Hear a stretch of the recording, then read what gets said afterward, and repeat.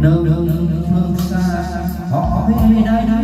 dấu dấu câu hát chung đôi em mới ca giữa chiều.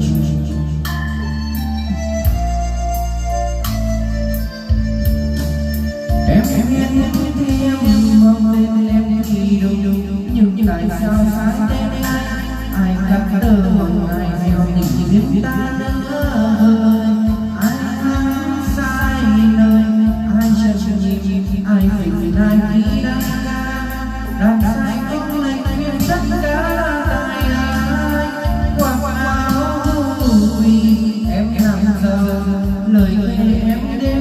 đâu về lấy sang giờ đừng bận tâm anh bên